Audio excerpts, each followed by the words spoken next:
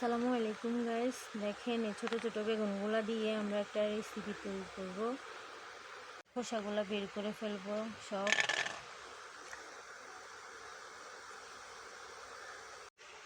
ভালো করে এগুলোকে ধুয়ে নিতে হবে, ভালোভাবে পরিষ্কার করে নিলাম। আপনারা ভালো করে ধুয়ে নেবেন যেন ময়লা না থাকে।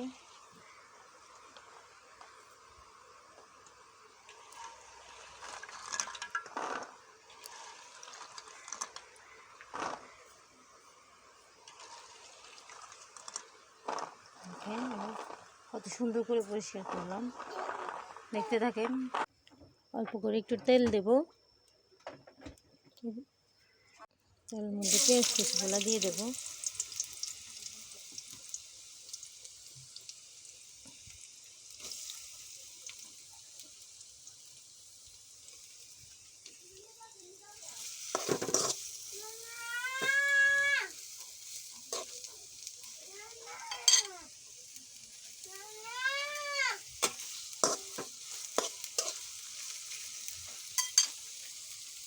দিয়ে দেবো রসুন কুচি, দিয়ে দেবো কাঁচামরিচ,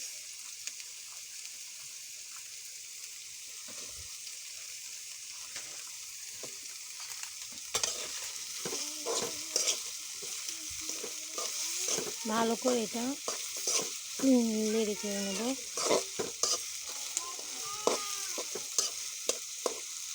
যতক্ষণ বাদামি কালার একটা কালার না আসে ততক্ষণ নাড়তেই থাকবো আস্তে আস্তে করে।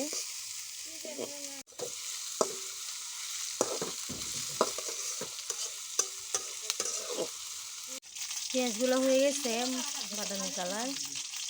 মরিচগুলোকে আর একটু রাখতে হবে ভালো করে হওয়ার জন্য, না হলে বাটা যাবে না। দেখতে থাকেন।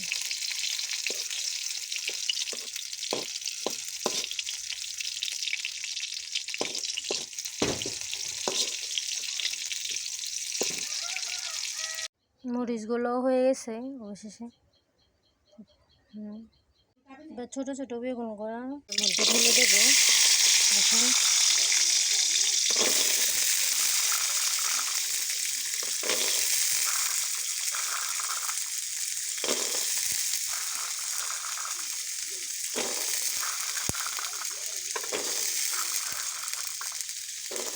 ভালো করে নাড়তে হবে।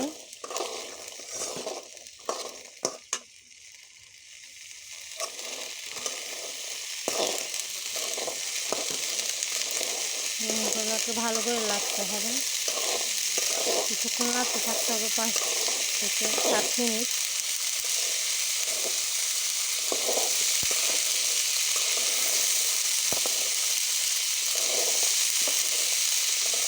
দেখেন আমার হয়ে গেছে। এটাকে ভালো করে বেটে নিতে হবে। যাদের ব্লেন্ডার আছে তারা ব্লেন্ডারও করতে পারে। এটাকে ভালো করে বেটে নিতে হবে। এবার কাঁচামরিচগুলো দিয়ে দেব।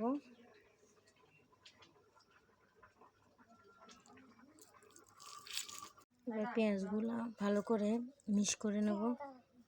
দেখেন আমার বাটা কমপ্লিট হয়ে গেছে। এখন এগুলোকে ভালো করে মিক্স করব।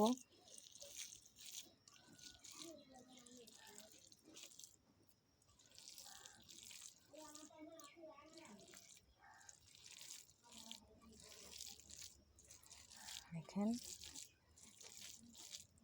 ভালো করে মিক্স করতে হবে।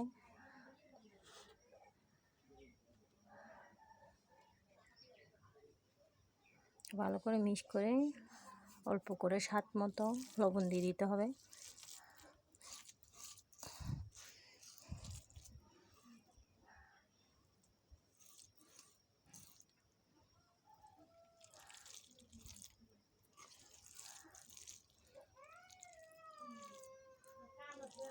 দেখতেছেন কালারটা কত সুন্দর হয়েছে। দেখেন গাইস কালারটা কত সুন্দর হয়েছে। এটা গরম ভাতের সাথে খেতে এত মজা হবে বোঝানো যাচ্ছে না। গরম ভাতের সাথে খাবেন, দেখবেন কত যে মজা লাগবে। আর ভালো লাগলে আমার ভিডিওটা শেয়ার করে দেন, লাইক করেন, সাবস্ক্রাইব করে দেন। নতুন খুলছি ইউটিউব চ্যানেল, প্লিজ সবাই সাপোর্ট করবেন, প্লিজ প্লিজ।